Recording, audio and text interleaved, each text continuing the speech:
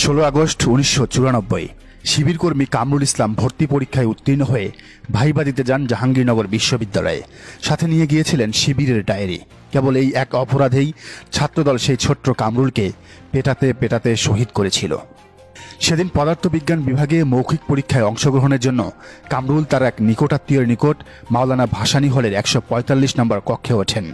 জাহাঙ্গীরনগর বিশ্ববিদ্যালয় তখনও ধার্মিক শিক্ষার্থীদের জন্য এক ভয়াল হিংস্র জনপদ, কিন্তু ছোট্ট কামরুল সেসব জানতেন না। 16 আগস্ট যখন মাগরিবের নামাজ হলের মসজিদে পড়েন, তখনই ছাত্রদলের সন্দেহ হয় তাকে। তাদের সহায়তা করে বামপন্থী ছাত্র ফ্রন্ট ও ছাত্র ইউনিয়নের নেতারা। সন্ধ্যা 7টার দিকে কামরুল ইসলামকে 145 নং কক্ষ থেকে ছাত্রদল নেতা দীপুর 332 নং কক্ষে নিয়ে যাওয়া হয়। সে কক্ষে চলে রাতভর নির্যাতন। প্রথমে কামরুল ইসলামকে শিবির কর্মী সন্দেহে কিল, ঘুষি ও লাথি দিয়ে মেঝেতে ফেলে দেওয়া হয়। পরে তার পকেটে শিবিরের ডায়েরি দেখে নিশ্চিত হয়ে নির্মম নির্যাতনে জর্জরিত করা হয়। লাঠি, বড় পেপসির বোতল সহ অন্যান্য ধারালো অস্ত্রে উপর্যুপরি আঘাতে তার মাথা ও শরীর ক্ষতবিক্ষত করে দেওয়া হয়। কামরুল ইসলামের আত্মচিৎকার যেন বাইরে যেতে না পারে, এজন্য তার মুখে কাপড় গুজে দেয় খুনিরা। সারা রাত ধরে পালাক্রমে পাশবিক নির্যাতন চালিয়ে কামরুলের হাত ও চোয়াল ভেঙে দেওয়া হয়। কামরুলের গঙ্গানির শব্দ আর আর্তনাদ শোনা অনেকেই সেই বীভৎসতার বর্ণনা দিয়েছেন। এরপর তাকে নির্যাতন করা হয়নি এই বলে মুচলেকা দিতে বাধ্য করে ছাত্রদল নেতারা। সারা রাত নির্যাতনের পরদিন 17 আগস্ট সকালে মাওলানা ভাসানী হলের দুজন কর্মচারী শফিক ও বাবুলকে দিয়ে মুমূর্ষু কামরুলকে বিশ্ববিদ্যালয়ের চিকিৎসা কেন্দ্রে পাঠানো হয়।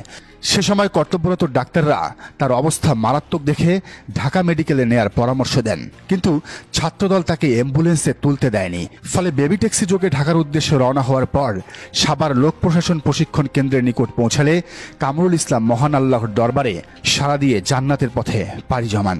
অবস্থা বেগতিক দেখে সংশ্লিষ্টরা নওয়াব ফয়জুন্নিসা হলের পূর্বে ঢাকা আরিচা মহাসড়কের পাশে তার লাশ ফেলে দ্রুত স্থান ত্যাগ করে। পরে সাভার থানা পুলিশ খবর পেয়ে লাশ ঢাকা মেডিকেলে নিয়ে আসলে ঢাকা মহানগরী শিবির নেতারা লাশ গ্রহণ করেন। শিবির সবসময় বলে, যে জমিনে রক্ত ঝরে সে জমিন উর্বর হয়। শহীদের রক্ত একদিন কথা বলবেই।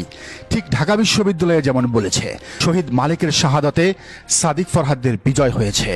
আজ শহীদ কামরুলের ক্যাম্পাসেই ছাত্র শিবিরের জয় জয়কার। জাকসু নির্বাচনে ভূমিধস জয়।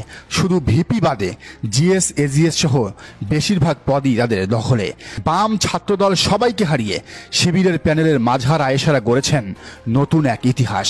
সেদিন কামরুল নিহত হওয়ার পর শিবির শপথ করেছিল এই ক্যাম্পাসে তারা বিজয় আনবেই। এরপর সূক্ষ্ম পরিকল্পনা নেয় সবাই। বিশ্ববিদ্যালয়ের আশেপাশে গ্রামগুলোতে বাড়িয়ে দেয় কাজের পরিমাণ। বিভিন্ন প্রতিষ্ঠান গড়ে তোলে। ইসলামী ব্যাংক ফাউন্ডেশন সহ বেশ কিছু ইসলামী এনজিও কাজ করেছে সেখানে। শিবির এমনকি আধিপত্য বাড়াতে ক্যাম্পাসের আশপাশে গড়ে তুলেছে আত্মীয়তার সম্পর্ক। এরপর ওপেন না হলেও 2000 সাল থেকে জাহাঙ্গীরনগর বিশ্ববিদ্যালয়ের হলগুলোতে শিবিরের এক ধরনের নিয়ন্ত্রণ চলে আসে। এমনকি বাম সংগঠনগুলোতেও ঢুকে যায় তারা। কিন্তু এরপরও বিজয় আসেনি পুরোপুরি। এবার ছাত্র সংসদে জিতে কামরুলের ক্যাম্পাসে শিবিরের এক ধরনের কর্তৃত্ব প্রতিষ্ঠা হলো, এবং সেটা রক্তপাতহীনভাবেই, কোনো বহিষ্কার, মারামারি ছাড়াই। শহীদ কামরুলের আত্মা আজ হয়তো খুশি। তার ত্যাগের বিনিময়ে আজ জাহাঙ্গীরনগর মুসলিম বিশ্ববিদ্যালয়ে বামদের হটিয়ে ইসলামপন্থীদের জয় জয়কার। 1977 থেকে 2025 হে শিবির, ইতিহাস জানাও নতুন প্রজন্মকে। একই সাথে এমন ক্যাম্পাস গড়ো যেখানে আর কোনো মালেক, সনি, কামরুল, নোমানি, মুজাহিদ, আবু বক্কর, আবরার, ফাহাদ, সাম্যদের পড়তে এসে জীবন দিতে হবে না। আল্লাহ নিশ্চয়ই তোমাদের সাথে থাকবেন। দর্শক, আপনার কি মনে হয়, শিবির কি পারবে সেই ক্যাম্পাস গড়তে নাকি পারবে না? জানান কমেন্টের ঘরে। আর এই চ্যানেলে নতুন হলে অবশ্যই সাবস্ক্রাইব করে বেল আইকনটি বাজিয়ে রাখুন।